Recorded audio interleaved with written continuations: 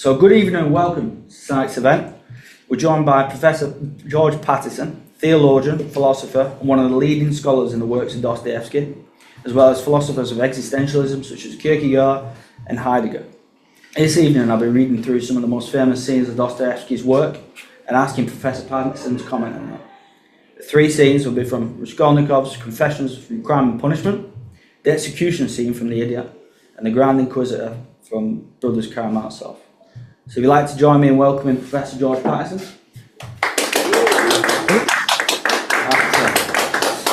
So before we begin, I'd like to read a passage from Professor's most recent publication, Conversations with Dostoevsky. The book's just on there in the plinth, if you want to have a look at it. In this work, he imagines a conversation with the phantom Dostoevsky about the meanings of his writings. Dostoevsky depicts a simple scene, a father and son walking across the river Nevsky, and he shows how literature can reveal the unseen within the everyday. So the quote goes, "Keep to the facts, and you can hand the man and his boy over to the statisticians, who will tell you all about employment rates, wages, rents, the prevalence of consumption, and then produce a logarithm, which will tell you how to make them and all other millions of workers happy and contented." Well, that's what they promise. You may even manage to turn society into that anthill, full of happy, contented beings, but you won't have human beings, people as alive as you and me, people who feel and cry and hope and love as we do. Maybe nothing I made up about my worker and his boy is true. Maybe I got every fact wrong. Maybe Mama is at home getting a good Sunday dinner ready for them all. I don't know, but my story, my fiction, opens your eyes. Next time you pass a poor man out in the street with his little boy, you'll remember my story and think to yourself, there's more to him than meets the eye. That man and his boy have a whole life I know nothing about, a life full of joy, grief and love, as rich as anything in Shakespeare or Sophocles or even Dostoevsky. Isn't that how it will be? Because you think this, you'll respect them more. Maybe you'll even love them more. Professor Pattison, when you wrote this passage, what were you trying to reveal about Dostoevsky's body of work? And what did you think he was ultimately trying to get at in those thousands of pages which you published? Yeah, thanks. And I'm really pleased you kind of started with that scene, because in a way it's not from one of the great novels. It's from his journalistic writings. And as you say, he describes how he's just out one Sunday on the Nevsky Prospect looking at all the people milling about. And mostly there, he says, it's kind of quite well-to-do people, finely dressed, parading, if you like. And he sees this young working-class father with his boy, and he wonders what he's doing there, and he invents this whole backstory for him. Interestingly enough, in the original context, he says, "Oh, I don't know why I'm talking about this. This is a completely unimportant thing. You'll think I'm just wasting your time talking about this. Oh, how pointless it all is." But really, I think it's very important, because it tells us several things about Dostoevsky. And I mean, one is, his passionate commitment, if you like, to the ordinary person, to bring ordinary life into literature. I mean, if you look back to Pushkin, whom Dostoevsky greatly admired, of course, something like Eugene Onegin, the characters, like so many of the characters in Tolstoy or Turgenev, they're aristocrats, or at least they're landed gentry, they're people with estates.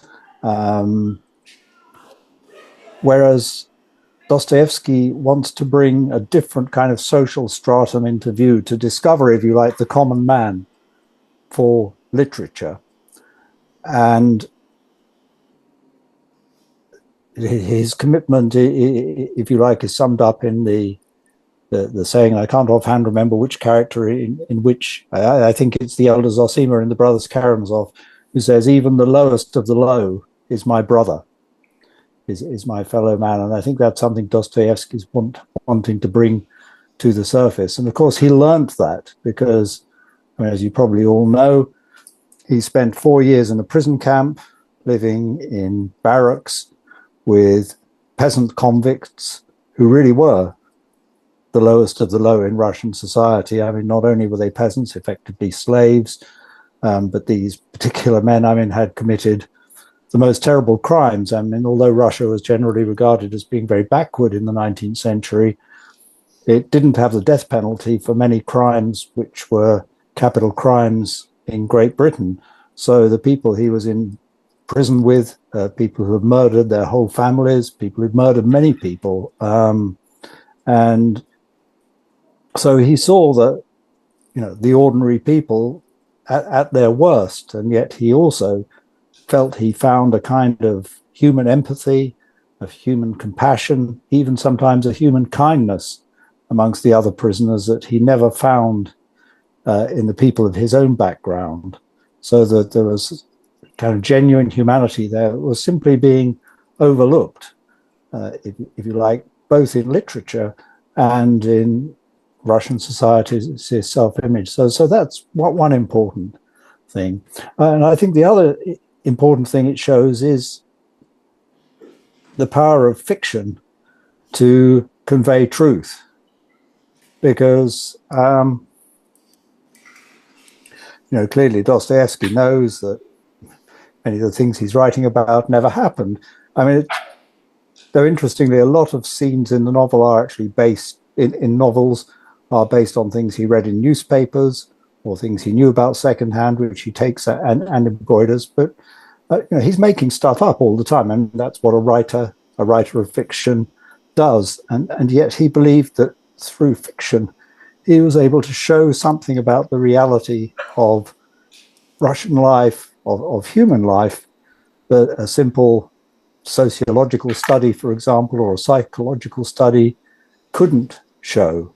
And I guess generations of readers have agreed with him since that, that what they see in his novels is something that goes against not only goes beyond, but in many ways goes against a purely objective sociological approach. And you read the bit which is a bit kind of I made up, slightly mixing different texts from Dostoevsky, where he talks about human beings becoming calculable, if you like, being fed into a sort of logarithmic machine so that all their wants and needs and desires could be computed and acted upon.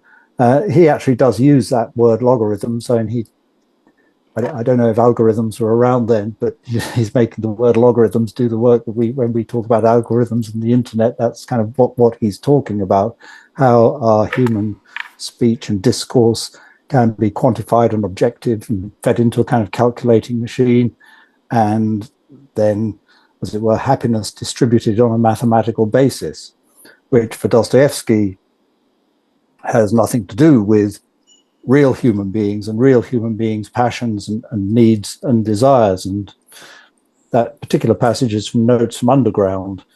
And he says, even if this technocratic utopia were ever to come about, even if it ever would happen, he doesn't think it will happen, but even if it did, once in a while someone would come along and just kind of stand up, put his arms akimbo and say, sod this. Basically say, I don't want to go there. I don't want any part of this. This is crap. And, because that's how human beings are. And of course, when he's writing about this, and, it's still very theoretical. That, of course, the utilitarians in England, whom he knew about, Bentham and Mill, are kind of arguing for a sort of social happiness calculus. But it was very, very, in a sense, it's only in the last generation or so that we've acquired the technological capacity to actually do this.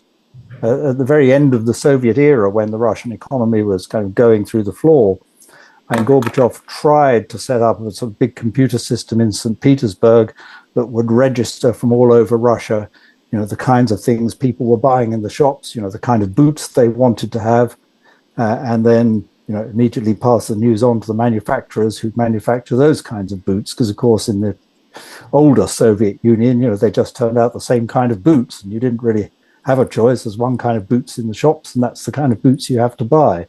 And Gorbachev thought he could kind of tweak that and be more responsive. But I think on the one hand, they didn't have the the computing power at that point in the late 1980s. And in a sense, I think what we see now in our, as it were, capitalistic world is that this is being done not by a central national institution, but by the market, which is, and it's happening all the time on every one of our social media, that our likes, our dislikes, our desires, our needs, what we're interested in is being calculated, and we're being targeted and manipulated. And of course, Dostoevsky is very aware that, you know, a lot of people might quite like this and might be happy to go with the flow, but it doesn't work for everyone. And there's always this kind of little grain of freedom, if you like, that wants to stand up and say, I'm not going to be manipulated.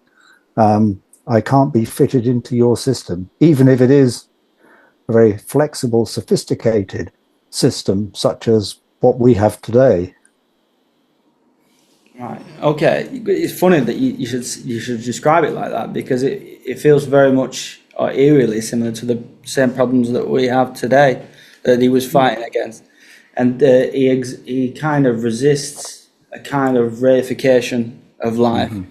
And so, do you think that he just wanted us to be open or sensitive? Because even some of his most cruelest characters in his books, you do feel a sense of sympathy to them. I think even Svidrigailov, who was one of the most cruel characters in his novels, you know that he's had a difficult life and he feels that rejection, and so he takes it out on the world. And so that's not something that when you read the news and when you get information and you see this small portrait that's in the Daily Mail or something like that, we think, oh, this is evil. This man is evil. He's the embodiment of evil. And then also it kind of takes away the responsibility you have to look at your own self in that context as well and think, how are you contributing to evil in that way? Mm. Yes, I mean, that's for Dostoevsky always in a way that the point is then to bring it back to us. So the elder Zosima in the Brothers Karamazov, in his discourses, he says, for example, you know, maybe you kind of walked past a child and ignored it, or you kind of frowned at a child or said a hard word, and who knows what bad results that's going to have in the life of that child. You know, what you did either deliberately or just by inattention is potentially going to have a huge effect on that person. I mean, that's the theme of one of his other short stories, Dream of a Ridiculous Man, which last year I managed to see a one-man show of in London. It was put on the Marylebone Theatre, absolutely brilliant and updated to contemporary London. So the story is, there's this man, he's depressed, he's kind of thinking of suicide, and he's walking through the streets of St. Petersburg, and on his way, this girl comes up to him, a beggar girl who beseeches him to help her, but he just kind of brushes her aside and goes back to his apartment, and he's got his revolver and he's going to shoot her. But he falls asleep, and he has this sort of science fiction dream in which he travels to another planet, and it's a planet where human-like creatures exist, but they haven't yet fallen. So they're sort of living in this idyllic state of nature, and there's no jealousy, there's no war, there's no violence. You know, it's all kind of hippie paradise, if you like, living in love and peace. And then he says, well, what happened? I corrupted them. And he says it all begins with the lie. And from the lie, it kind of goes all the way through to wars, and to the point where they erect temples to the gods they themselves have invented. They can't even remember the time when they were all happy. And if anyone tells them about it, they don't believe it. Then he wakes up from his dream, and it's made him realize his responsibility for other people, and he kind of rushes out of the flat and goes in search of the girl, because he realizes, you know, you have to start right here, and this person you didn't help, you have to go and try to find her and help, and you have to start to sort of undo the evil. So yes, he's always kind of bringing it back to like, what are you going to do about it? Yeah. I mean, you mentioned a bit earlier on in the first part that you were talking about that it was he was trying to be, he was anti-bourgeois. He come from a bourgeois background, and gradually over time, which we'll talk about later in the House of the Dead, because I think he said that earlier on in his life he went to church and he kind of had a haughty attitude towards the poor people at the back. But after his experiences at House of the Dead, he realised his commonality between them. But he was a member of the middle class. He was a lower middle class, weren't he? I think he was an engineer. But, yes, his doctor was his father was a hospital doctor on the outskirts of St. Petersburg. You can actually, if one ever gets back to visiting Russia again, you know, I've been to the little flat where he grew up that was attached to this hospital. It wasn't a big, luxurious place, but, you know, his father's a professional man. He owned a small estate and was elevated to the minor aristocracy. So, you know, not super wealthy, not like the people in Tolstoy, as I say, not with vast estates, but, you know, he owned a little village with maybe 50 serfs or something like that. So not huge, but they were well-to-do. Dostoevsky was sent into a military school in St. Petersburg where he trained as an engineer, and he completed his training as a military engineer. And one should always remember that about him. He had that in his background. And yeah, so it was not haute bourgeois, but very kind of comfortable and sort of well above average in the Russia of the time. But it was in prison, really, that he learned, you know, to meet, as it were, the ordinary Russians, both his fellow prisoners, but also the people from the community roundabout. Because he was living at the time where the freeing of the serfs, as I understand it. And so that obviously, I suppose there would be conflicting opinions about that among the aristocracy in any time. And I take it he was someone who was fully on board with that. His father was killed in mysterious circumstances, wasn't he? Yeah, and there's various fantasies about it. And for example, Freud has this kind of theory that his father was murdered by the peasants and castrated, and that this had such and such an effect on Dostoevsky. But as far as we can see, Freud made this up. I mean, there's kind of there's no evidence with regard to the castration. I mean, he was killed probably by his serfs. On the other hand, you know, he might have had a seizure in the midst of an argument with them. So as you say, it's mysterious, but his father certainly died when he was quite young. And where are we going? Where are we going to with this? Because remind me the. I was just asking because he was essentially, he experienced life that the bourgeois. He was kind of on that threshold, wasn't he? Where he had some money, but because he was born into a world that was he'd experienced suffering firsthand, I think that softened him to the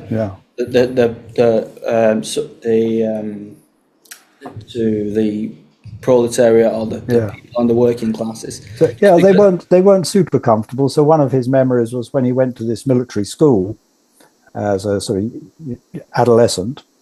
Yeah, you know, the boys who had money could buy tea, which was a big kind of thing. But he never had enough money to buy tea.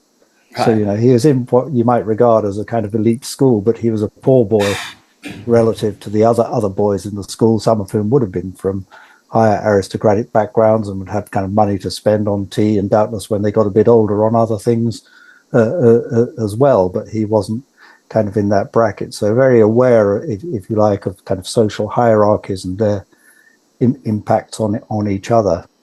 Though it is a curious thing in Dostoevsky, that apart from the House of the Dead, which describes the prison years, you know, on the whole, there aren't actually many peasants or serfs in the novels. You know, it's not like Tolstoy has these various scenes with peasants sort of working in the fields. You know, you don't get any of that in Dostoevsky. Nearly all of the characters are in, if you like, the sort of business and professional people, and many of them are also a little bit déclassé as well. But the peasants are kind of there in the background. And a lot of what he's describing is how these middle classes have lost touch with their roots and their people. And you know, I mean, it's true that many Russian aristocrats in the 19th century, at least some, couldn't even speak Russian because they were brought up speaking French amongst themselves, or perhaps German in some households. Russian they would only have spoken with their nannies or with the servants in the house, not to their equals. So they really were removed from the people. And this is very powerfully communicated in War and Peace. Because if you read War and Peace in Russian, the interesting thing is when people speak French or English or other languages, they don't put that in Cyrillic. They put it in our Roman alphabet. So it really stands out on the page as different. And the opening chapters of War and Peace, the aristocrats are all talking French to each other. And you can kind of really see it on the page. You know, it's as much French as Russian in those early pages. But of course, by the end, after Napoleon's invaded and the French have been chucked out, no one's speaking French anymore. And for Tolstoy, part of the whole point of War and Peace is that this is Russia discovering itself. Right. Because I guess they kind of like had an inferiority complex to the West.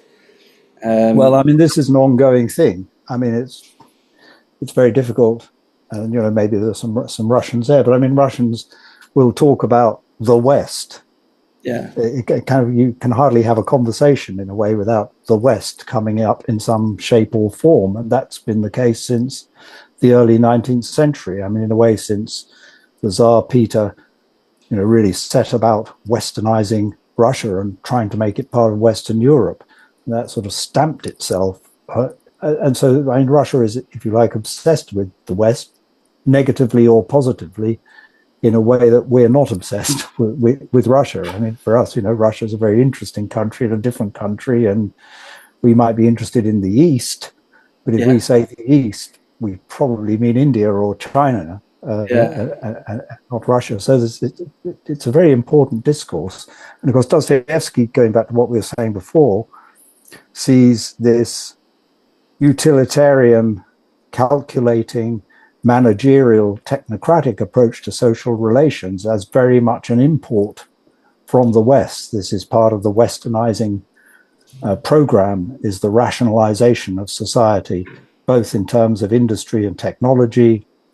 For Dostoevsky, as for many other 19th century writers, the railways are a big example of this, but also as changing our view of the human being and what motivates human beings, and seeing rational economic self-interest as the prime motivator for human behavior and human feeling. And he rejects both those aspects, I think, both the socio-economic and the psychological rationalization of human being. And both he sees as Western. Okay, brilliant. So we've got like the social milieu, the context that we've got on. This is the kind of attitudes that are going on, the social conflicts that are going on within Russia. I think we'll move on to the first example, which I'll just do a reading of. Well, can I just give a little footnote on Heidegger, actually? Yes. That it's, you know, of course, we today think of Germany also as part of the West. But, you know, I think it's hard for us to remember that apart from Britain, really, just about every other country in the world received industrialization secondhand. Like Britain and France, in a sense, set the stage for what other countries then took. And even in Germany, there's this kind of feeling that modernity is coming from the outside, that it's something alien.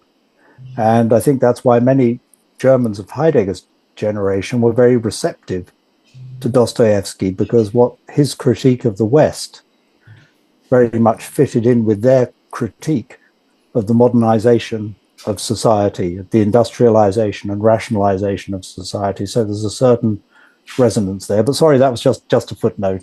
Yeah, no, that's really interesting. I didn't actually know that. So there was a lot of sense, because we take it as normal within our societies that that's just the way things have always been, and it feels a bit like when you're going back, you just feel like you're going to peasant life. But to a lot of countries that have had that forced on them. It was alien, like in Russia. Exactly, yeah.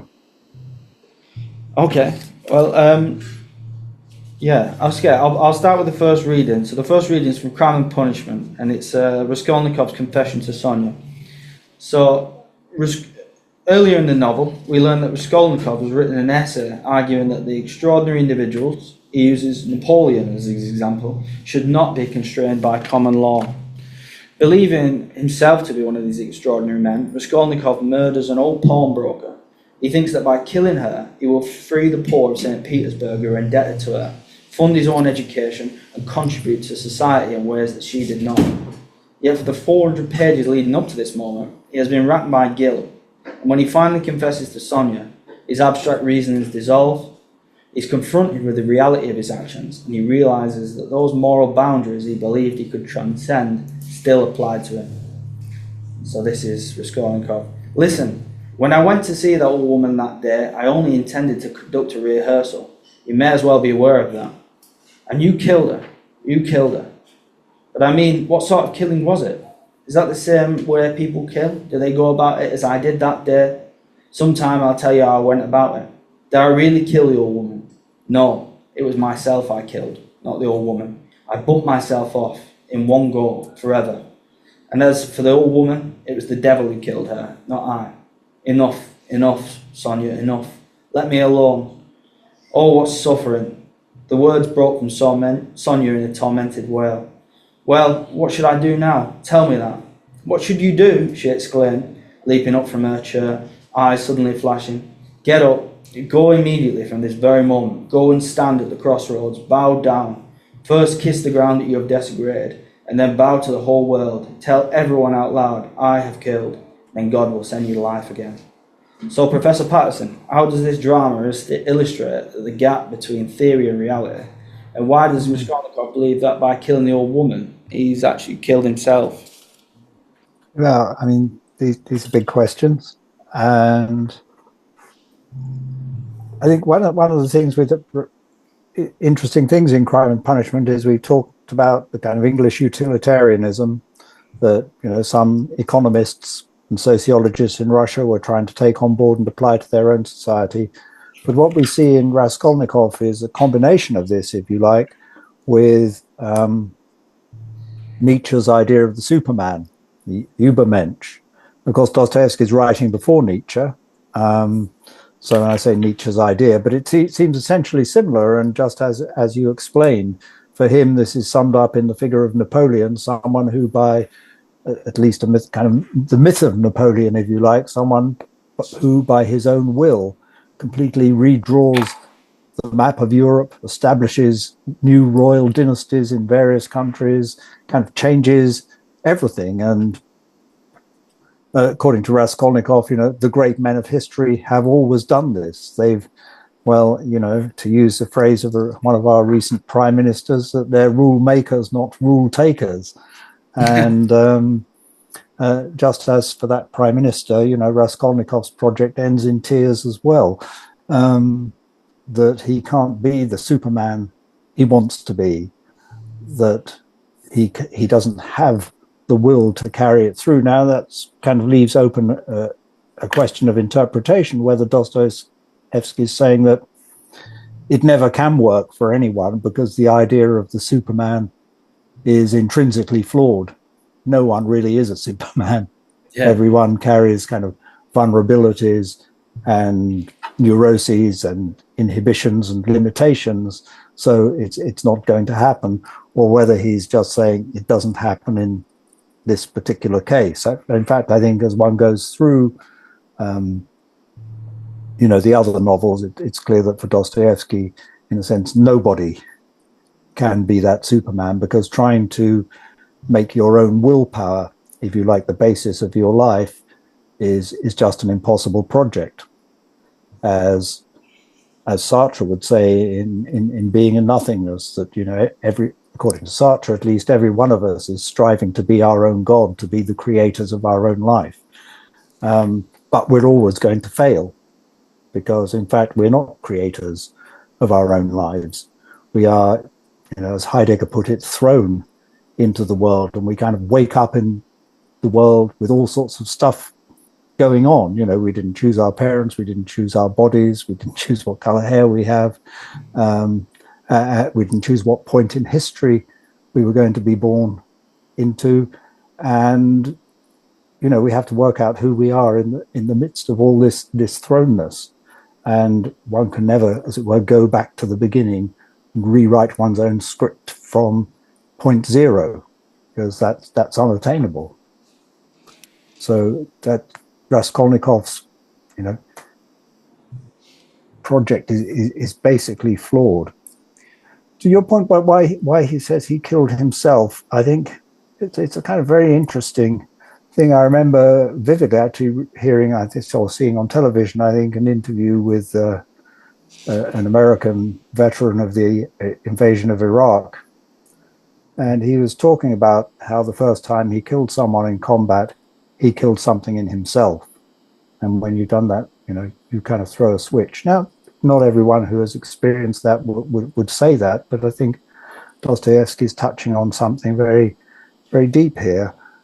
And it's connected, I think, with his view, if you like, of the interconnectedness of humanity, that we're not made to be isolated individuals writing the script for our own lives, but we're all deeply interdependent.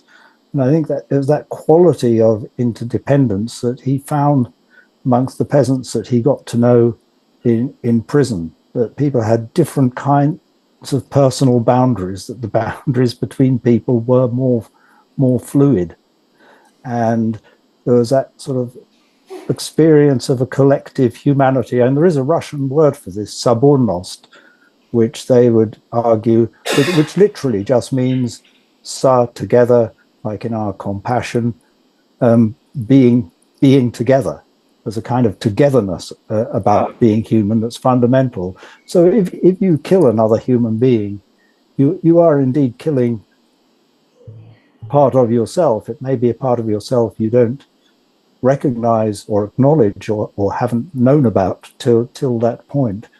But I think there's something like that going on in Dostoevsky, as well as the more particular psychodynamics of what makes Raskolnikov choose just this victim at just this moment. Because there's a few things I could say about that. It's because Raskolnikov actually shows some compassion when you read him, that he's not actually quite evil. You don't get the impression that he is a psychopath. I can't imagine the exact script, but I think you just get a feeling of sympathy. I can't remember what he actually did, but you don't get the impression he's a murderer. And also, at the time, you know, Husserl hadn't come on. It's a separate issue, and I guess there was a kind of. Do you think there was a sort of tension between that kind of subject-object distinction from even Russian school? Did they reject sort of Cartesian metaphysics, that you are just this isolated self cut off from the world? And actually, whenever you do anything in life, whenever you make something, whenever you put on an event, or whenever you write a piece of music, you're actually doing all those things in relation to the people around you. You want everyone's. There's got to be someone to listen to the music. There's got to be someone there to listen to the event or anything like that. And finally, as well, when you kill someone, I've always found that by reading Heidegger, that it's kind of implicit within Heidegger. There's a kind of a critique of colonialism, because it kind of, you're seeing a human being as a resource and not the disclosure of a world. So that when you kill someone, you're actually closing off that world that they're there to disclose. I think you're right about Raskolnikov, that he is, you know, we see him giving away some of the very little money he has to help this impoverished family. When he sees a girl being followed down the street late at night by a sinister-looking guy, he sees him off, because it's pretty obvious what the guy's intentions are. So he has a natural, spontaneous compassion for other people. He sits and listens to this drunk Marmeladov in the pub when everybody else is just laughing at him. He sits and listens. And I think that's also a thing for Dostoevsky, is that Raskolnikov's crime is, if you like, an ideological crime, that he's become obsessed, kind of more or less literally possessed, if you like, by this set of ideas that don't belong to his real nature. And yeah, so his ideas, his ideology has blinded him to who he really is. Yeah, that's what Muggeridge described as in The Possessed, was that the ideas that had gone in. I think Malcolm Muggeridge used the example in the Gospels where Jesus drives the spirits into pigs and they come up, and that was like the ideas of socialist utopianism in Russia, that they were driving people.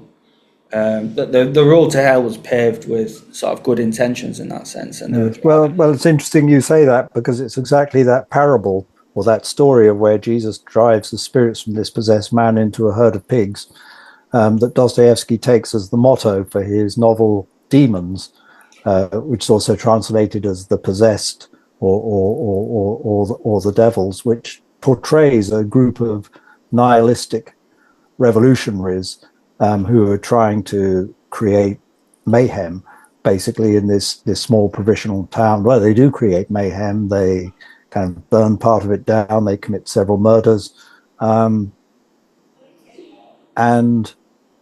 yeah, that they are, if you like, possessed by something that's essentially alien, and that needs to be expelled and driven out before Russia can be healed. one more question before we go on to the next section. And I've always wondered, actually, I've never come to a proper answer to myself. What does he mean by crime and punishment? So does he think that everybody commits a crime and then eventually you accept it? Because the reason why I chose that section where Sonia is, he finally breaks down, is because you can see him realizing that as I said, these abstract justifications dissipate and he becomes like confronted with it. And so that's the only moment that I noticed when he really says actually that, you know, these abstractions have real consequences, and the guilt that he's been leaving. I mean, is that his punishment? Does he just think that you just have to sort of confront it in that way, or? Yeah, I mean, Dostoevsky is very against punishment in the conventional sense. I mean, basically, he doesn't think prison is good for anyone. And later in his career, he writes about a lot of court cases going on in Russia, and he's very outraged when he reads of one case where these people who, to his mind, are obviously guilty, the jury acquits them because they're basically kind of moved by sympathy for their personalities. And he says, don't get me wrong, I don't want them, you know, to use the language of the Daily Mail, I don't want them to lock them up and throw away the key, but I do want them to have to face up to their own guilt in public. And just the acknowledgement of their guilt is the punishment. In public. So it's a very specific worldful kind of distinction. Is he always thinking about the fact that you're embedded within a social context and you have a responsibility? So he's very communitarian, would you say? Yeah, so there's a phrase that comes up in the teachings of the elder Zosima in the Brothers Karamazov, which echoes the passage you just read out from Crime and Punishment, where he says, each of us is guilty of everything before everyone, and I most of all. Before everyone means kind of in the face of everyone. And that's why, you know, Sonia says you have to go to the crossroads and fall down and kiss the earth. You have to be the place where, you know, there's a crowd of people where everyone will see you. It's no good. This is, I suppose, maybe, if you like, and Dostoevsky isn't saying this, but it's very different from the individualized and internalized idea and practice of confession in Western Catholicism and Protestantism, you know, where in Catholic confession you go to the priest who you don't see, and it's a kind of very individual and it's closed off. Whereas if you go, you know, to a Russian church, there isn't a confessional. People are lining up to speak to the priest at, you know, in public, as it were. And I dare say, if your ears were long enough, you could kind of overhear what they were saying. So it's definitely not individualized and still less an interiorized question of, oh, I feel guilty. It's a question of owning it socially. Well, I think that he would be absolutely he'd think it was abhorrent, the modern world, then, because we're more cut off from our society than ever before. We can actually live, you can live next door to your neighbour and never speak to them. Whereas I feel like, in the 12th century in France or Europe, you were completely dependent upon the other people. And that, I guess that was what made people humble. The fact that they had to put away the darker parts, the Freudian aspects of their personality, in order to live with the other people. But now we've become so isolated and individualized, we don't have to have those considerations for the other people in the same way that even Dostoevsky wrote about. And Dostoevsky was concerned about that in his own time, surely, wasn't he? Yeah, that's right. No, that's right, I think. Okay, fair enough. I'll go on to the idiot then. So this is the second one, and this is the execution scene. So the next scene I'll introduce is, in this scene, Prince Mishkin discusses capital punishment at the Apanchin's house. He offers a detailed description of a man facing the firing squad. The description is likely so vivid because Dostoevsky himself endured the same ordeal. Accused of conspiring against the Tsar, he was sentenced to execution. The order to fire was actually given, but at the last moment it was called off. So the quote is, he wished to put it to himself as quickly and as clearly as possible that here was he, a living, thinking man, and that in 3 minutes he would be nobody, or if somebody or something, then what and where. He thought he would decide this question once and for all in the last 3 minutes. A little way off there stood a church, and its gilded spire glittered in the sun. He remembered staring stubbornly at this spire, and at the rays of light sparkling from it. He could not tear his eyes away from these rays of light. He got the idea that these rays were somehow his new nature, and in 3 minutes he would become one of them, amalgamated somehow with them. The repugnance to what must almost immediately ensue, and the uncertainty were dreadful. He said, but worst of all was the idea, what if I were not to die now? What if I were to return to life again? What an eternity of days, and all mine. How should I grudge and count up every minute of it, so as not to waste a single instant? He said that this thought weighed upon him so heavy and became such a terrible burden upon his brain that he could not bear it, and wished they would shoot him quickly and have done with it. Professor Pattison, this seems uncannily similar to Heidegger's conception of death in being and time.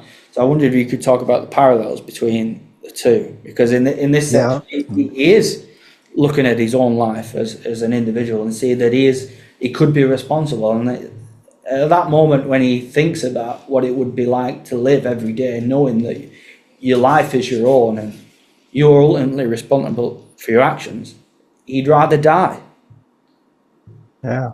Well, in some ways, it's I'm smiling because in some ways it is. I interpret that passage as saying almost the opposite of what Heidegger argues, which I've kind of written about in my book on Heidegger on death. That, I mean, Heidegger on this point is much closer to Tolstoy, who, if you read Tolstoy's short story, The Death of Ivan Ilyich, who is this lawyer who is dying of cancer, basically, and who for most of the short story, is in a state of denial and, thinks things are going to somehow turn out and he won't face up to the fact that he's about to die.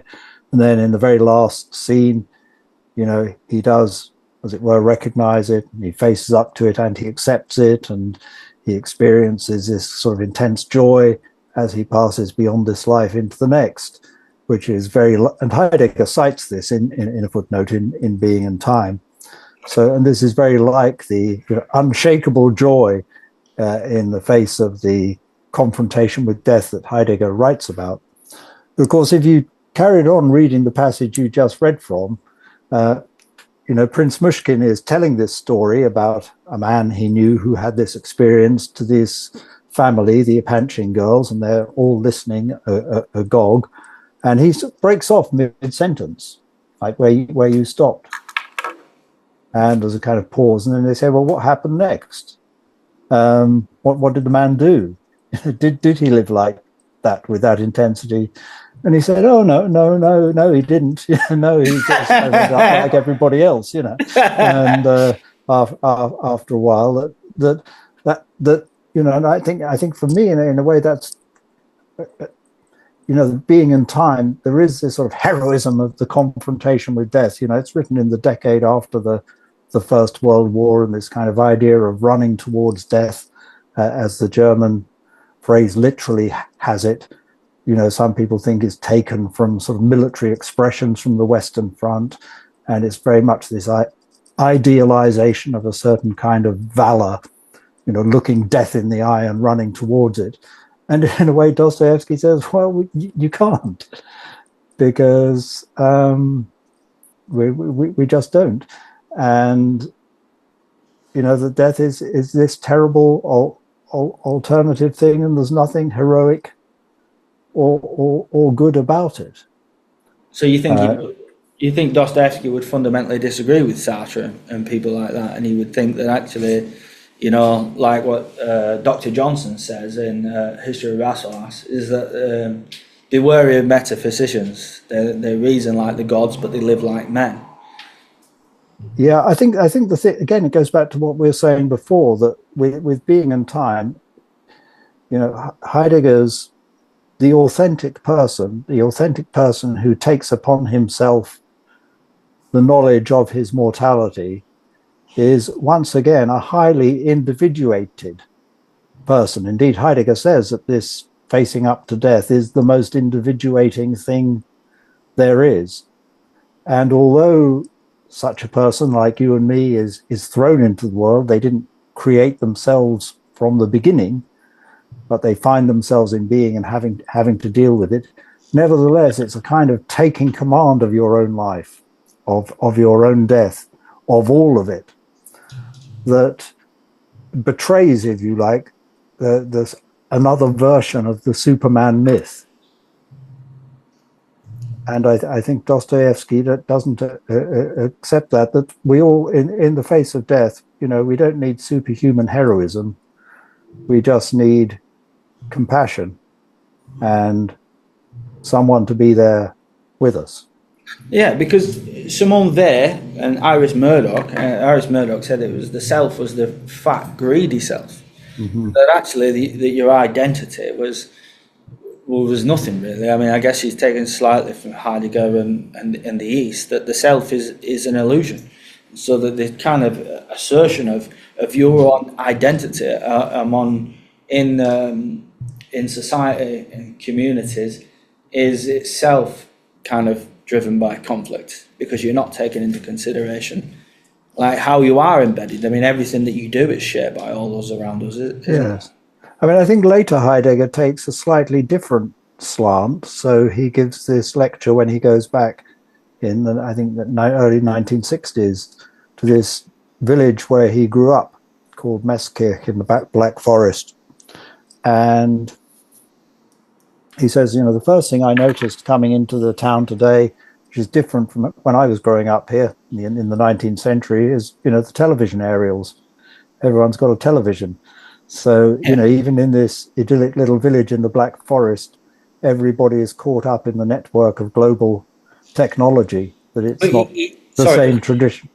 Just to come in, in Being in Time, he criticised the idea of the radio. He was uncertain about that at the time, wasn't he? He didn't many people were. I mean, it's kind of hard for us to imagine, but people really talked about the radio the way in the 1920s, the way people are talking about AI now, with the same kind of utopian and dystopian anxiety. But no, so for Heidegger says, how are we going to connect with a different way of being? And his answer is, go to the graveyard in the village and go and meditate there about, all the people who lived there before. And so, in other words, it's no longer a highly individualized view of death, but death as, if you like, the common human fate. Because this seems like a kind of a Burkean analysis, that to be authentic is to live through the ancestry, the possibilities of the past, to bring those possibilities to the present for a future, that moment of vision that he talks about. But I wanted to say just a slight technical point about being in time. In the later part, I got the sensation, and I think I'm joined with John Hageland, that actually he begins the being in time as the solitary individual, but as he progresses towards the end of the text, I get the sensation that the Dasein is not the individual. Actually, it's the community. It's so this anticipatory resoluteness becomes a projection of a world, and that's where heritage comes in. That's where historicity comes in, and authenticity becomes the group rather than the individual. Yeah, I would say that doesn't happen in Being and Time, but that's a matter of interpretation. Unfortunately, when it does happen in Heidegger, of course, it happens in a rather bad way, which has to do with his embrace of Nazism and the idea that authentic existence is basically embodied in Adolf Hitler and his will for the German people. So not a good bit then. Oh. Yeah, and it becomes a kind of collective authenticity, which is, I mean, obviously for most readers today, the worst bit of Heidegger, though I guess there are some readers of Heidegger today who think that's all pretty good. And you Dugin, because I guess you're doing Russian as well, so I guess you've read Alexander Dugin, yeah. Yes, and I mean, there are some people who argue that Heidegger, in that phase of his writing, is one of the big influences on the new populist right in Europe as well. I mean, I'm not saying I buy into that, but so there are in this respect. I mean, I'm just reviewing a book at the moment which argues that there's nothing but Nazism in Heidegger, and Nazism shows us who Heidegger really was. I don't accept that view, and I think from Being and Time, at least, you could have gone in several different directions. And of course, many of his students actually became quite prominent leaders of the left, like Herbert Marcuse and Hannah Arendt. Not everyone went down the same route that he did. I mean, absolutely. When I spoke to Ian, one of the things he says, he would say, would you think Derrida, Foucault, even Judith Butler and Zizek, Slavoj Zizek, would you think that they were far right? Obviously not. So I guess it just is dependent upon the person reading it, the hermeneutic that's going on. So it's a hugely involved issue. But going back to where we started, yeah, I mean, I think for Dostoevsky that, in a sense, so this I think is to sort of back to front to how most people read Dostoevsky and see Dostoevsky, because he has this sort of image as this dark writer who's always writing about murder and death and sickness and all of that. But the great themes of his work is life. He has this phrase, жизнь, living life. And for him, that's the main thing. So I mentioned the elder Zosima before, and he has this young brother whom he remembers from his childhood, who, like many characters in the 19th century, is dying of tuberculosis, and who has lived a life rejecting God. He's been through his kind of phase of teenage nihilism, but suddenly in the last weeks of his life, he changes his position. And it's almost a kind of St. Francis-like experience of nature. He listens to the birds and becomes aware of the trees and everything growing, and of the world all around us, which he says, actually, if we only knew it, we are in paradise. Yeah, this is paradise if only we open our eyes and see it for what it really is. I mean, and that's when he brings in this phrase that we're all guilty, because what we're guilty of is failing to see just how wonderful and beautiful the world is. You did a speech on gratitude, I think, and joy, and I really like that, especially the quote from Kierkegaard about the lilies. But I have to say that a few years ago, before I'd read Heidegger or any of this, I think it takes a lot of effort to see what's in front of you, and even watching the films by Bresson, to most people, they're quite boring actually, and that actually you have to actually do the work and think about the way the world is and ask very difficult questions in order for the world to show itself in its simplicity. And that's actually like a quiet demand. I mean, I would even say rather controversially that sometimes if you see the beauty in the world, it might be because you're a bit slow sometimes. Like, you know, if you just see it just there, just for no reason. Actually, it requires a lot of hard work to see beauty in the everyday. Well, that's right. Or hard work, or a kind of sudden jolt, if you like what happens with Markel, Zosima's younger brother, that or a sudden crisis, like Zosima himself. You know, we meet him in the novel as this kind of rather saintly old man, very spiritual, giving this kind of beautiful teaching. But he tells how he himself, as a young man, he was a young army officer, and he was in pursuit of this married woman, and he basically provoked a duel with her husband. And it was on the eve of the duel that he suddenly realized what a stupid life he was leading, really, and what a kind of mess this all was. And he went out to the duel, but after the other guy shot first, he just threw away his revolver, because he realized, you know, how crazy it would be to kill another human being over this kind of invented and unnecessary wrong. And again, there's a great emphasis, and he sees the world around him, and the trees and the animals and the plants and the sun, and here's this beautiful world, and we're kind of messing it up. But only when he had a profound moment. Was it anxiety, do you think, that would throw him out of it, would you say? No, well, interesting in the novel that the other officers in the mess, they all kind of, you know, discuss it intensively. And some people say, "Oh, he was afraid," you know, and they say, "Well, he couldn't have been afraid because he took the first shot. You know, Yeah. he didn't run away." And so there's kind of quite a lively debate amongst them, because clearly by that code of honor, which he in his later life regards as ridiculous and not honorable at all. You know, I mean, if someone challenges you to a duel, you go out to the duel and, you know, you fight, you do the business. Yeah. And he's saying, no, this is crazy. Yeah, so before I do go on to the final scene, I'd like...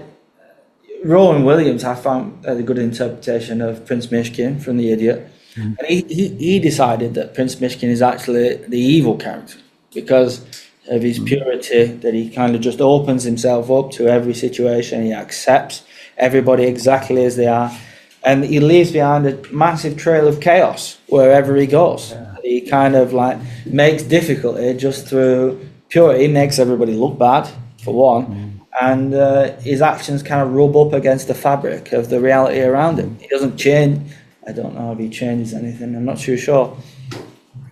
And this is, for me, is one of the good things about Dostoevsky, is, if you like, that you know, people who read it come out very divided as to who's the good guy, who's the bad guy.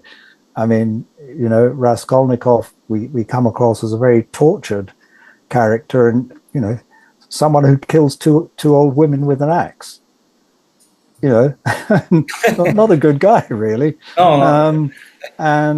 And yet he's created this sympathetic character, you know, the first great anti-hero of modern literature, in a sense, as not a repulsive person.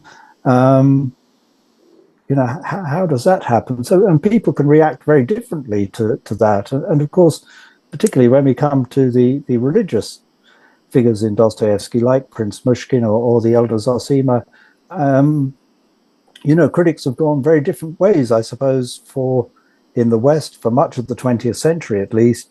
You know, people saw the atheists and the people who walked on the dark side, if you like, as the most powerful and impressive characters in Dostoevsky. They thought Ivan Karamazov's statement of atheism was much more powerful than Dostoevsky's religious answer. I mean, I don't agree with that. I, you know, go for the religious answer, but I can see why people would think that, and it's not stupid, because in that section of the novel, interestingly, Dostoevsky calls that bit pro et contra, for and against. He's very aware of there being two very different positions here, which are, if you like, at loggerheads, and he's saying, well, here they are. Again, it's a question of, back to you, the reader. Yeah. Because it's a very powerful statement of atheism that he gives to Ivan Karamazov, and it's a very powerful statement of religion that he gives to Zosima and Alyosha. So, people will go different ways with that. And even, amongst the believing community, there are many Christian theologians who would say that the religion of Zosima, although Dostoevsky presents it as the religion of Russian Orthodoxy, he would say it's actually rather unorthodox. It's a bit too romantic. It's a bit too, St. Francis-like, if you like, a bit too one with nature. It's a bit too far out. Well, even that it's... Actually, before, I was going to save it to the end, but I think maybe I'll ask it now, and then we'll move on to the Grand Inquisitor, because I think you mentioned two instances of depictions of suicide in his work that I found really interesting, because Kirillov from The Possessed represents, as you said, the self-assertion against God, because only God can give life, and therefore he's in just committing suicide for no reason. He's asserting himself against God, and religious fundamentalists would look at that and say, this is Dostoevsky. He thinks suicide is evil, it's wrong, it's in the Bible. But then he's got the passage in the Gentlewoman where there's a woman that throws herself out of a window with an icon. And so when she throws herself out of the window, I think you said it was a real story, he was really profoundly sympathetic. So this is these two seemingly contradictory statements seem to give an impression of him that's fundamentally open or anti-systematic in every way. Yeah, that's right. And I mean, suicide is a major theme, not only in the novels, but in his Diary of a Writer. In Diary of a Writer, it's particularly kind of female suicide he's interested in. And I think he's wanting to say that there may be cases in the modern world of people like Kirillov who, and I mean, there were people who kind of did this or at least kind of tried it at home, as it were, who said, if I commit suicide for no reason, not because I'm brokenhearted, not because I'm sick, not because I'm going to die, not because there's anything wrong in my life, but simply to demonstrate that I'm the one who has power over my own life. And if I do this, I will show others that they too have the freedom to take their own lives into their own hands and not kind of have to listen to what God or anyone else has to say about it. And that, as you say, is one model. But then the other is this woman, and the fact, all that Dostoevsky knew of the fact. It's again like the man and the little boy he sees in Nevsky Prospect, is that she committed suicide by jumping out of the apartment window but holding an icon. And he makes up this story, a gentle spirit, around this to show basically, and it's a very, many people would say it's one of his kind of smartest, if you like, short stories, because it's told entirely in the voice of her husband, who's watching over her body and saying, what will I do when they take her away in the morning? But as we read it, we learn that it's actually his mental cruelty that has driven her to this. He doesn't recognize it himself. He's telling the story that I'm the good guy. Why did she do this to me? But as he goes through their life together, we see that how she's been driven to this. So clearly, one of the things he's saying is you always have to come down to the particulars. That just having a general rule, like suicide, and of course in the church at that time, in the Orthodox Church still today, suicide is regarded as the ultimate sin, and suicides cannot be buried in hallowed ground. Full stop. And one of the things the elder Zosima says, I know that it's a sin. Nevertheless, we should still pray for these people, which is kind of the maximum that he, as a priest in that context, could say. We shouldn't regard them as sinners, unlike us. We're all in the same boat together. So I think Dostoevsky, in his way, as a fiction writer, not directly challenging the teaching of the church, if you like, but through his fiction writing, just challenging the assumptions underlying it. And I think, that, I mean, in a way, it's relevant also to our debate about assisted dying, because not all, but traditionally the religious opposition to that was that, only God can give life and only God can take away life. And the person who decides to commit suicide is, if you like, taking away what is God's prerogative, putting themselves in the place of God. But I think Dostoevsky is saying, well, actually, that's not always the case. And that someone like this woman with her icon is humbling herself under God, even in the moment of committing suicide. And I think, some of the religious responses to the assisted dying bill are actually misplaced. And I imagine in any group of people in this country, there's people with different experiences and different kind of views on that. But just to take the blanket view that it's all, either letting ourselves be in the hands of God or taking our lives into our own hands is too black and white for the complexity of human life.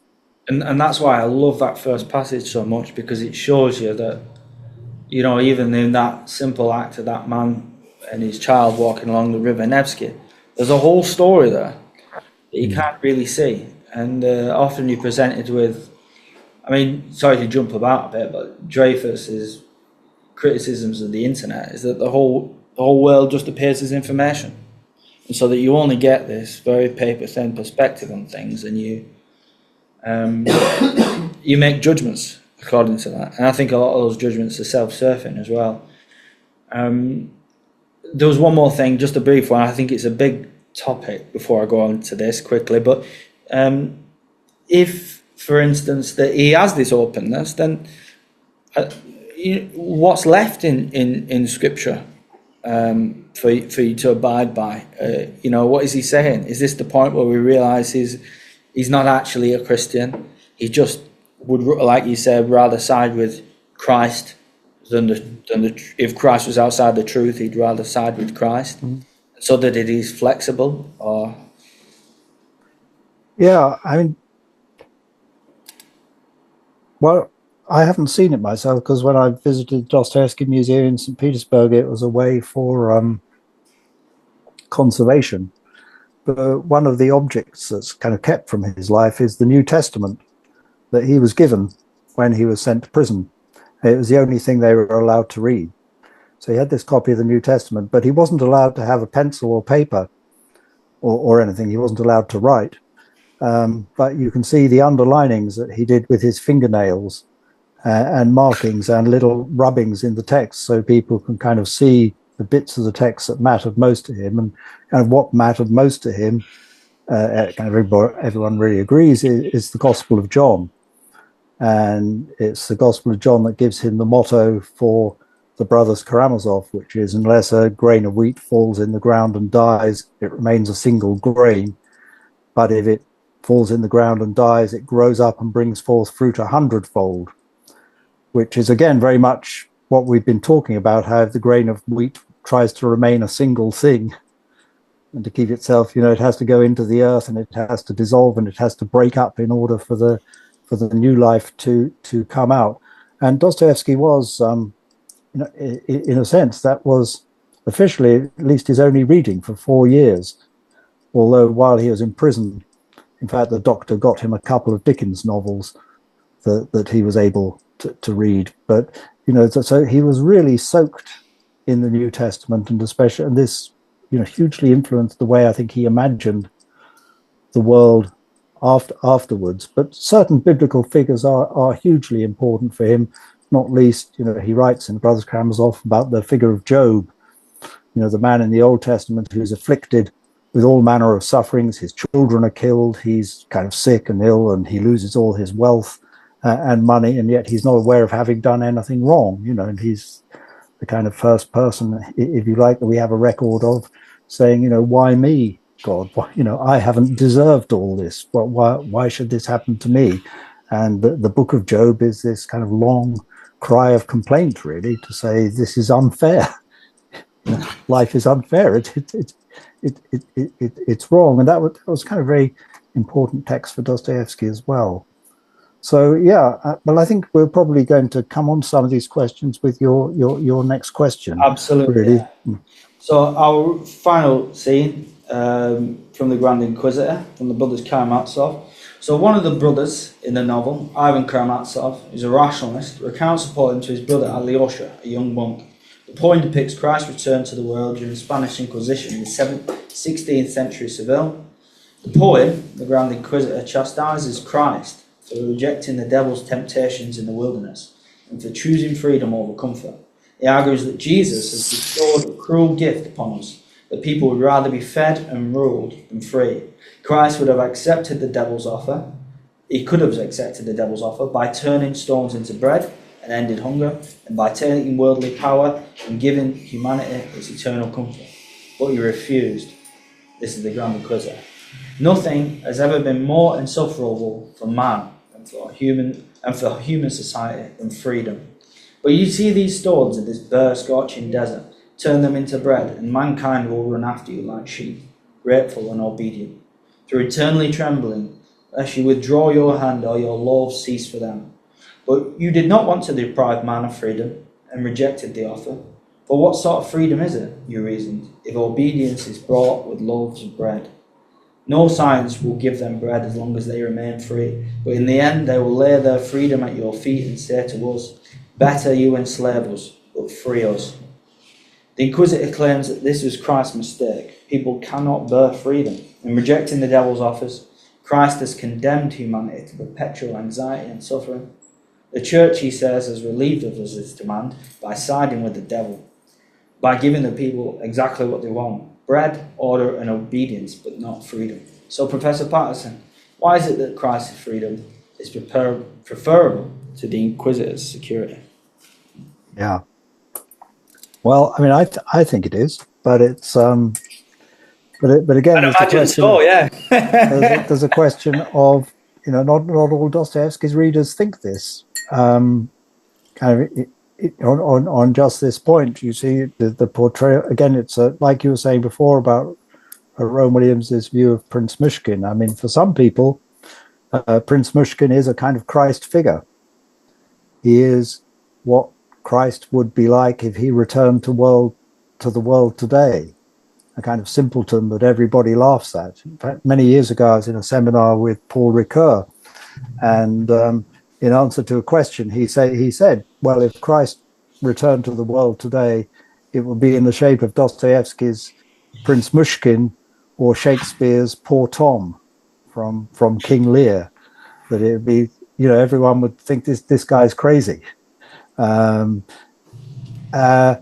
one can see Prince Myshkin as a Christ figure, but as you say, that there are others, and Rowan Williams knows what he's talking about when it comes to theology and what Christianity is, who see him as the antithesis as that, and it's interpretable. And I think the same with the relationship between the Grand Inquisitor and Christ. I mean, again, this time Rowan Williams would see, for example, Dostoevsky's Christ facing the Grand Inquisitor with his loving silence and saying nothing but just kissing him at the end.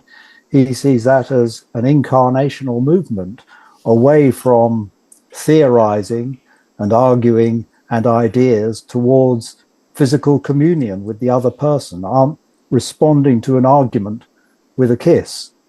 And then at the end of the conversation, as you know, Alyosha kisses his brother Ivan, so that incarnational movement is carried on further. In fact, Alyosha himself says, you're saying all this to try to disprove Christianity, but actually you've just proved it because you're Christ. Doesn't he say straight away that's plagiarism because he kisses him? That's right. So you can mix it up. But I mean, I'm just at this moment reading a book on Dostoevsky by a German theologian called Romano Guardini, which is an Italian name, but he grew up in Germany. He was a very, very significant Catholic theologian of the 20th century, who was incidentally known to Heidegger. They had been students at the same time, and at the end of the war, when Heidegger was dismissed, Gardini was offered his post, but he chose a different one instead. And Heidegger didn't like him very much anyway, but that's by the by. But for Gardini, I mean, writing, like Rowan Williams from a very committed Christian background, for him, the Christ in the story of the Grand Inquisitor isn't really Christ at all, that he's too abstract, that he's not rooted in the earth.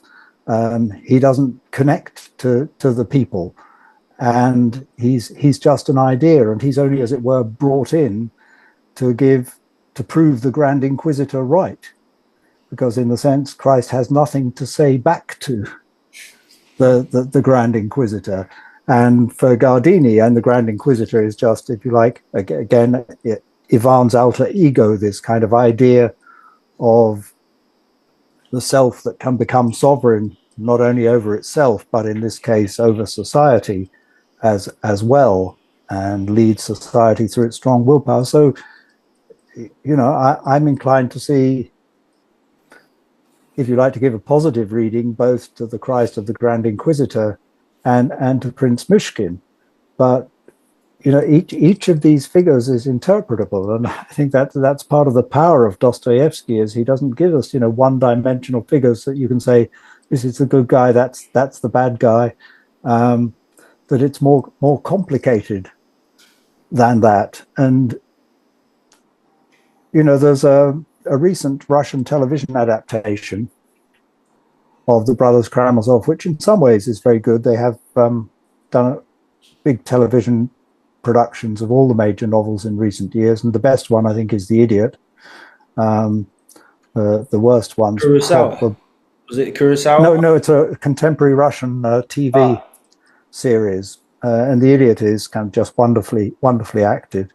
But the Brothers Karamazov, you see, it in the TV series, this kind of classic TV adaptation, if you like, it ends with the brother Dmitri as being sent off to Siberia, and he's in a column with the other prisoners just starting to march off in the snow, of course. And Ivan and Alyosha have come to say goodbye to him, and they're sort of standing there, goodbye, Dmitri, as is Grushenka and others. But that's very untrue to the novel, because in the novel, at the end of the novel, Ivan has a nervous breakdown, and we have no idea whether he recovers from it at all. There's still talk about whether Dmitri is in fact going to try to escape and not go to Siberia. So it's a completely kind of false picture, because what that television adaptation is trying to show, and I think this is probably ideologically driven, is about the unity of the brothers. In fact, in the opening credits, you see them all as boys playing in the garden and wrapping their arms around a tree and all joining hands.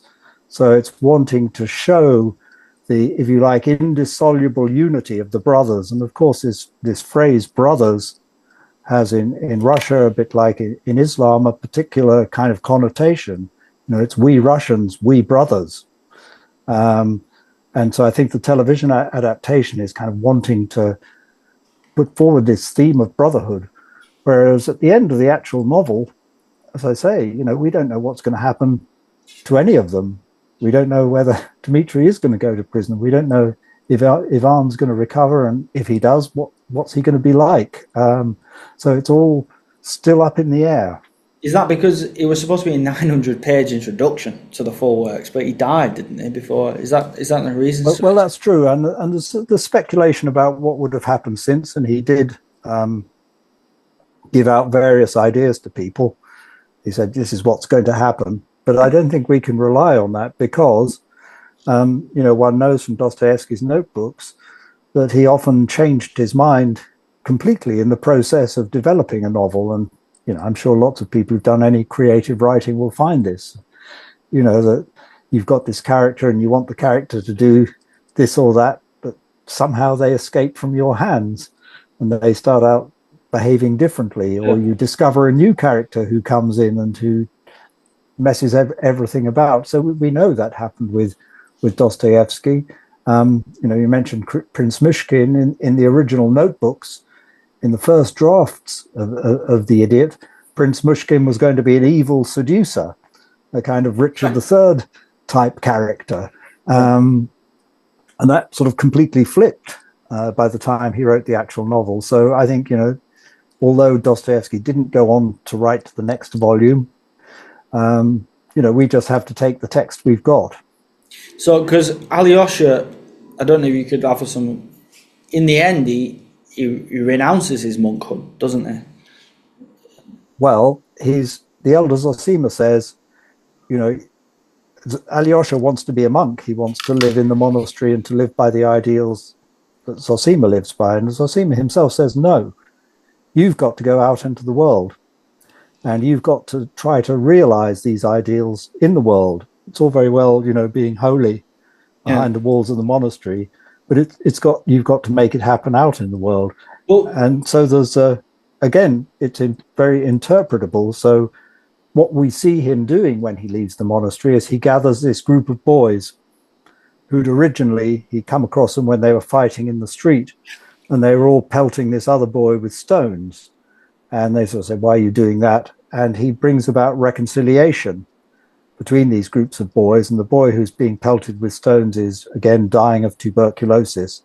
They bring about this reconciliation before the boy dies. And at the very end of the novel, they've just come from the funeral of this little boy who's died, and he gathers them together at a stone.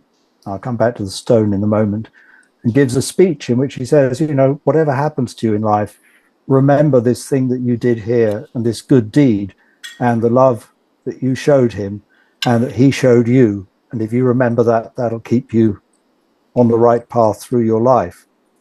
Now, you could see this as Alyosha, if you like, beginning his new church. And the stone's significant because, of course, Jesus called Peter because Pierre means the rock, the stone. So you can see this is the scene in which Alyosha starts his new church. But what sort of church is it? I mean, some people would see it as, living orthodoxy, going out into the world. Others would say, well, actually, there's nothing particularly religious about this new church at all. It's post-confessional, if you like. There is this act of reconciliation between these boys, but, they don't start a Bible study group, or they don't talk about Jesus or anything like that, that it's at least semi-secular. Is Dostoevsky sketching here something like a new way of being Christian, perhaps even without a church?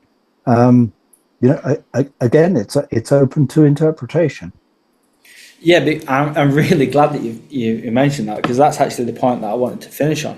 Because when I spoke to my friends about this and I discussed them, I said that you offer the best interpretation of Dostoevsky is that, which is kind of a moderate, because usually when you read some moralist or some philosopher, they make absolute claims. They made it, you must do this, I've arranged it all. But with Dostoevsky, I think you mention about memories and the fact that when Alyosha is there with those boys, and he says that because you act in this way, this memory will go on in your lives, and you'll be able to draw from it. And you also referenced that with Dmitri as well, who'd had a terrible life. He was given an orange by a doctor, as I remember it, and that carried on throughout his life. And so that just instead of being absolute, just some certain small acts where you can put aside your self-interest and think about someone else is, I think, what you said about the ultimate message of Dostoevsky. Yeah, this thing of memory is absolutely crucial. And of course, the phrase he uses when he's talking to the boys, he says, "Let this be an eternal memory for you." And the actual expression itself is taken from the Orthodox liturgy for the dead. So people who want to see this as a kind of vindication of orthodoxy would say, well, here you are, he's using this Orthodox idea of eternal memory. say what life is about. On the other hand, you could say, well, he's taken this phrase, but he's using it in a different way for the memory we can have of good actions and how we can learn to build on that. And I think that's also, and Dostoevsky doesn't say this anywhere, but I think this is part of his philosophy of novel writing, if you like, is the novelist creates memories for those who read the novels. I mean, obviously, I've never met Prince Mushkin, I never met Alyosha, I've never met any of the others, but once I've kind of read about them, you know, they're in my mind as memories. And by the time you get to my age, actually, you can't always remember, you know, whether stuff from your childhood or your young life was something you read about or whether it was something you did yourself, that these boundaries are actually kind of pretty fluid, really. And you think, oh, I did that. No, that's something I read about, or did I see it in a film? You know, that literature and art create these memories for us, for us to build on. And I think that's part of what Dostoevsky is doing, is wanting us to remember. And that's why he says, I guess, that in lies lies the truth. In the lie, the fiction comes about the truth of human beings. So thank you very much, Professor Pattison. We're just going to have a short break now. We're going to have a 5-minute break and then we'll have some questions. Welcome back, everybody. All right, we're going to start the questions now. So if anybody got any questions that you can ask George? Professor Pattison? George will do, yeah. Oh, George. All right, I'll start. Can you hear me on the Zoom call? Just about, yeah. Yeah, so I mean, at the beginning you were talking about this kind of lie that's kind of crept into our way of being as human beings, living in society, and this truth that we've forgotten. And I think that can be kind of put onto a lot of different things within our culture and society. But yeah, I was just wondering if you could expand on that a little bit and just just give some examples maybe of how that's come about in our modern world today. Yeah.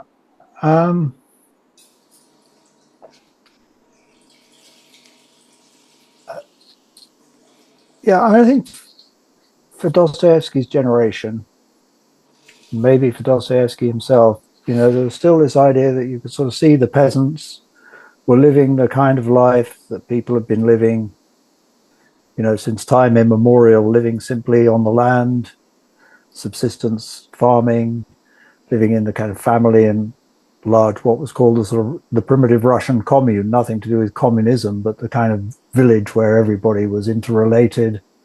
And they all lived together and suffered together and worked together and died together. That sort of basic human reality. Whereas the modern world, in the cities, people are just relating to each other transactionally, if you like, and as atomized individuals. And there would still be many who would think that you could get back, if you like, from the city to that simpler and different way of life. A very clear example of that is Tolstoy's novel Anna Karenina, which has this character Levin, who is a landowner and educated, but he's a good landowner, and you know, he welcomes the emancipation of the serfs, and he goes out and he works alongside the serfs in the fields and discovers the joy of manual labor, and he shares his life with them, and he can get back to them. Dostoevsky actually kind of poured scorn on this because he said this is a very sentimentalized view of rural life, that Tolstoy's peasants were all kind of good guys, if you like, but they didn't have the vices that Dostoevsky knew they had. But I think that and literature itself is very much part of this, you know, alternative reflective reality, that, you know, the person who writes books, the person who reads books is no longer living life immediately, but they're living life secondhand through fantasy, through what's written. And that's why, you know, many of the romantics and their followers were called idealists by their critics because they said, you've got all these ideals, but they don't work in life. And for us, I mean, it's all got much more complex, I think, because, it's in a sense, it's impossible to entirely drop out of contemporary society. And certainly not if everybody did it all at once, it just wouldn't work. I mean, we're all locked into a multi-leveled technological society, and the imagination that we can sort of get out of that in some sort of way is in its way fantastical. But going back to Heidegger again, who's often seen as taking a very critical view of technology, but I think at least if we take him at his word, he's not saying we can just get rid of all this stuff and go back to living like Black Forest farmers, the people he liked to spend his spare time with when he wasn't teaching philosophy, but saying that we need a kind of counter movement, that we don't need, he used this phrase of being bedazzled by our technology, that people kind of constantly running after the latest technological supplement to life, that we need to kind of restraint so that there's sort of to set up two streams, to set up attention. So of course there's going to be the technological, but for the technological to be beneficial, there also has to be this counter movement. And for Heidegger, that counter movement wasn't about going back and starting digging the soil or working in the fields like Tolstoy's Levin. It was about thinking and relating thoughtfully to our lives and to ourselves. And so that there's no golden bullet, there's no kind of magic solution that we can't. I mentioned Gardini, Catholic theologian, he wrote a nice little book about technology as well called Letters from Lake Como, because he felt he found in the Italian countryside around Lake Como, this is in the 1920s, before it became a mass tourist destination for people like George Clooney and the super rich, when it was still a sort of simple agricultural region, that this was a sort of pre-modern way of life in which everything worked together. But he said, we are where we are, that our age and our time is the destiny we've been given, and we have to live this with all its tension. So there's no way back out of it. And just as literature in its time was often regarded as it were, corrupting the simplicity of earlier ways of life, so as I was arguing before, for Dostoevsky, literature can also give us memories of alternative realities, alternative ways of being that we can draw on to keep our humanity alive in the face of what's not human, the not human, if you like, that we ourselves are producing. AI, for example. Okay, anyone else? Did you want to come back on that? Is that kind of the direction you were asking about?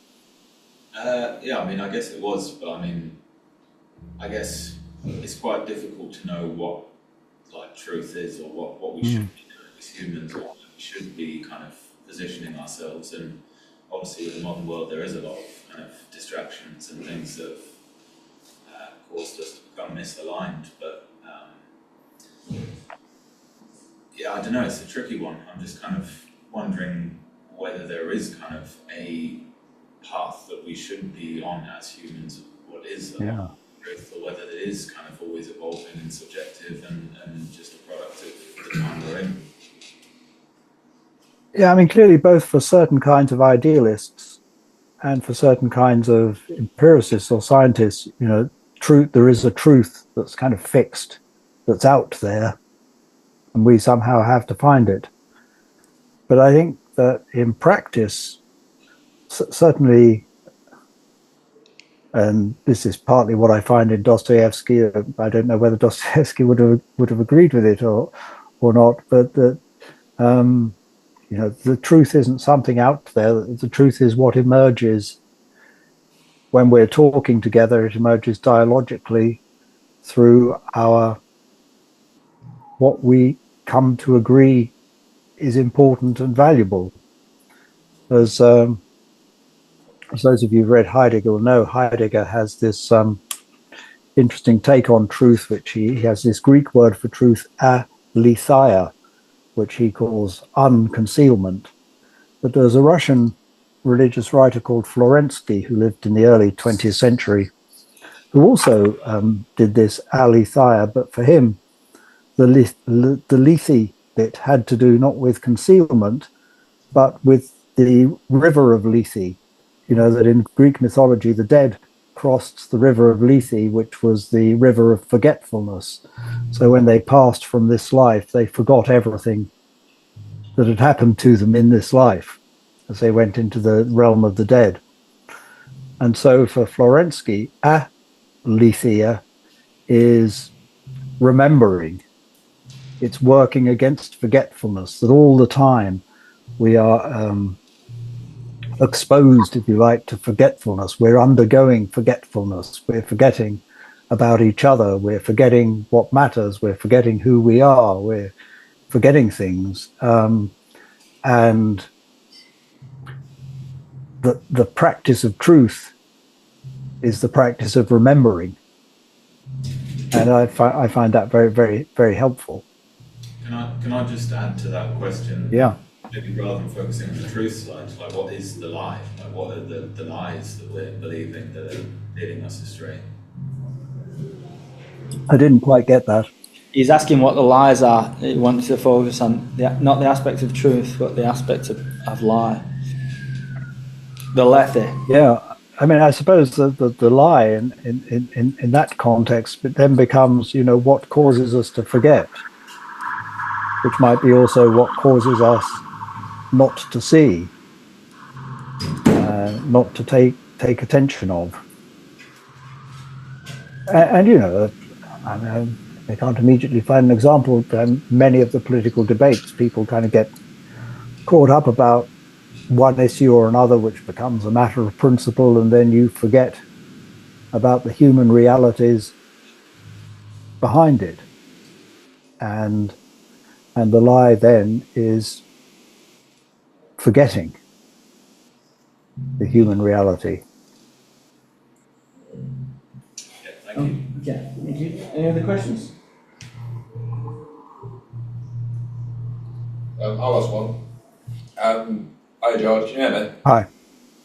Yeah, so I'm quite new to this all. I'm reading Crime and Punishment at the moment. So obviously we're talking about Raskolnikov's getting corrupted by this ideology of what it's meant to be free. I was wondering if there is a Raskolnikov waiting in all of us. Well, maybe in all men, anyway.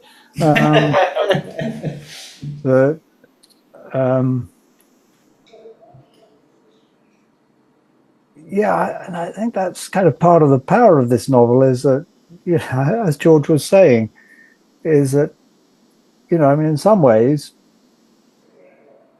he's not the kind of guy any of us would like to know or to meet on a dark night. And yet he is somehow very sympathetic. And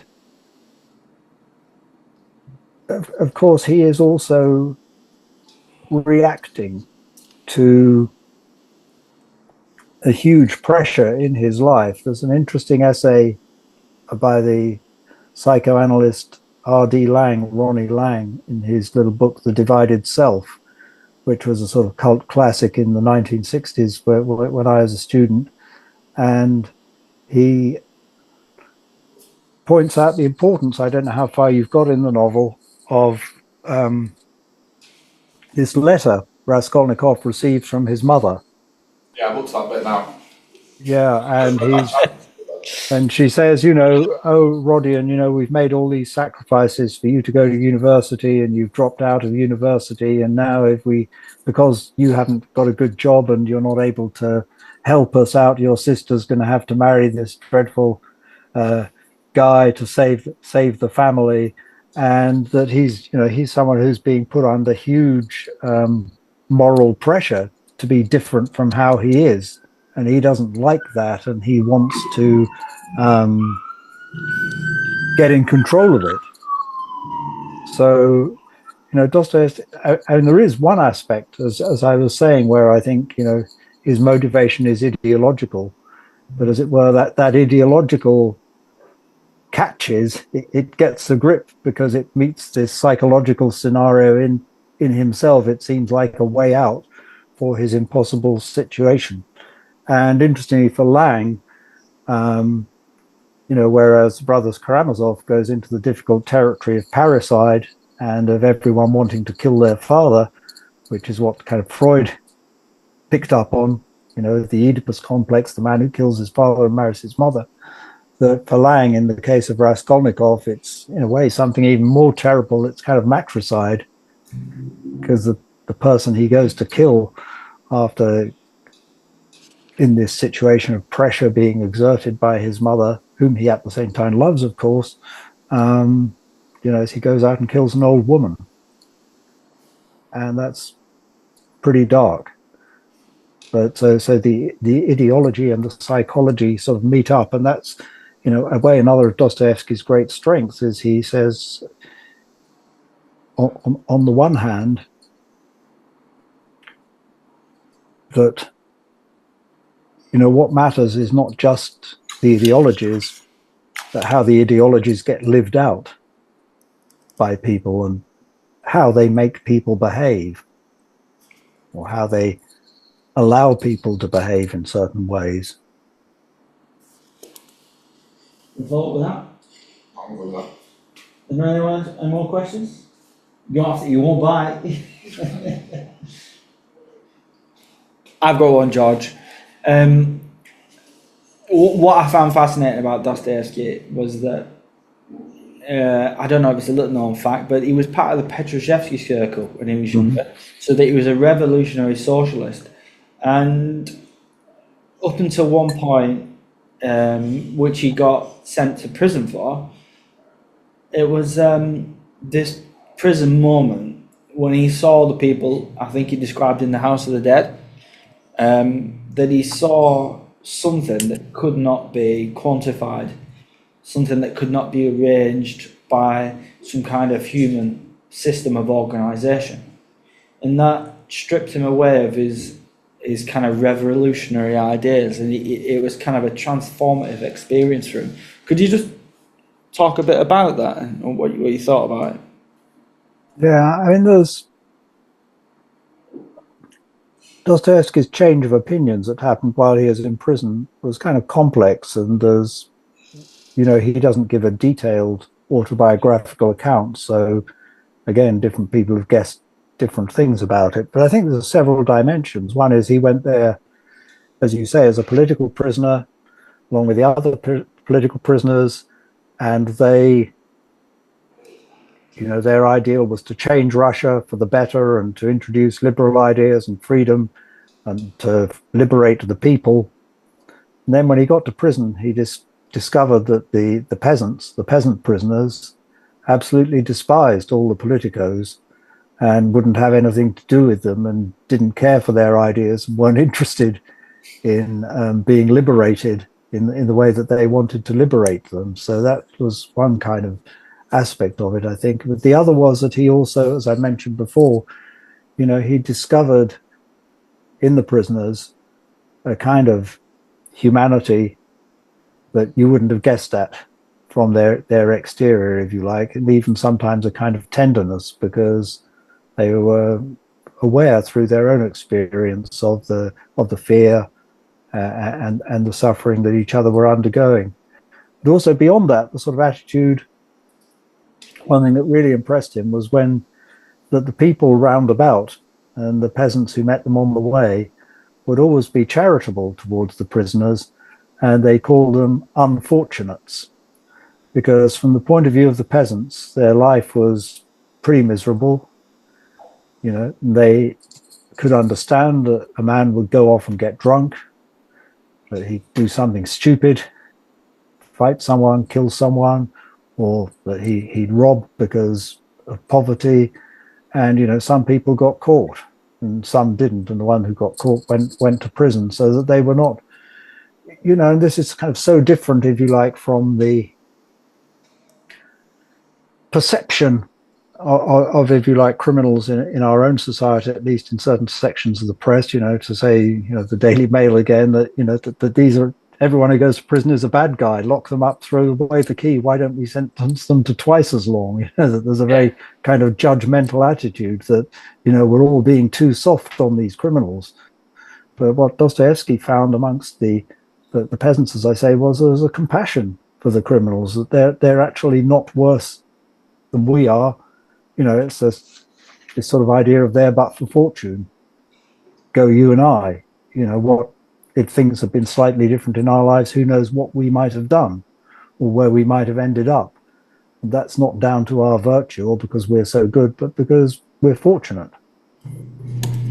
Yeah, I thought it was really interesting because I think you said previously that these same debates were going on back then about whether we should even have prisons, whether prisons are a relic of the Victorian past and an archaic vision of punishment, and whether that we should think about rehabilitation. They were actually going on in Dostoevsky's time. Is that what? That's right. I mean, he records visiting this young offenders institution, as we would call it, near Moscow, which was set up on, you know, what even today in Britain, I don't know that anything like this is going on in Britain, on progressive grounds, where the boys lived on this estate in small houses, and they basically had a kind of democratic decision-making process as to how, you know, what work they should do, how the rules should be applied. And this was discussed amongst all the young men, you know, and they reached a common decision.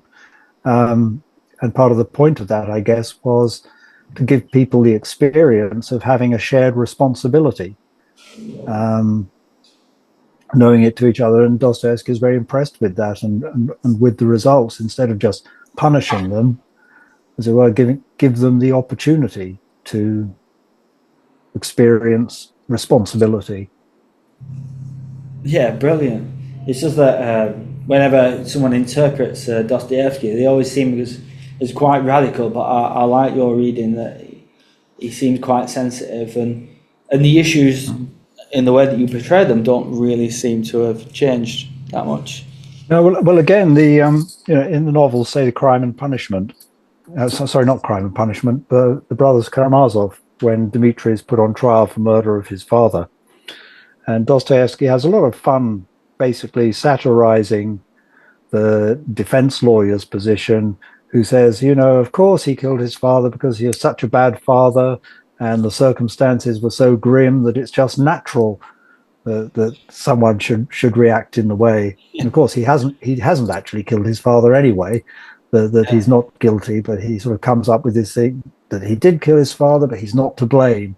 You can blame the environment, you can blame circumstances. And if you read that, you could read Dostoevsky as, if you like, a bit like, let's say it again, the sort of Daily Mail writer who says all these goody-goody liberals are just blaming the environment, and, you know, people have to feel the weight of the law. But actually, even Dostoevsky himself in real life, one of the court cases he got interested in was a woman who threw her baby out of a window of an apartment, but actually it landed, I can't remember if it landed in the snow, but it was unharmed. Anyway, but she went along to the police station, turned herself in, and she was charged with attempted murder, and she was going to be, you know, sent off to Siberia. But Dostoevsky read about this, and then he attended the court hearings, and he started writing about it. And although the idea wasn't really known at that time, you know, his argument was that she was suffering from postnatal depression, and that it was not her intention to kill her child, but the circumstances and environment were indeed behind it, and in fact, his intervention secured her acquittal in the end. So. So he actually intervened in the court case itself, because I knew that he was a newspaper man, right? He published. Yes, by writing about it and drawing attention to the other side of it, and it was his intervention that eventually got her acquitted. So he must have been very active politically. I mean, he must have been on the radical. He must have been seen as quite. What would someone be traditionally known as like on the left today? Well, there's one of the paradoxes. I mean, at the same time, he was being appointed tutor to members of the Russian royal family, which is, to a couple of the Tsar's children. Yeah. So he was, in a way, at both ends. But his view of this woman that. What good was sending her to prison going to be, because she didn't mean to kill the child. What she wanted was to be with her husband and family. And how would going to prison, 2,000 miles away, help any of that? Yeah, absolutely. So, if you've got any more questions, does anyone think of anything? Okay, thank you very much, Professor Pattison. Okay. I'd like to have a nice round of applause, please. Thank you for sharing your time.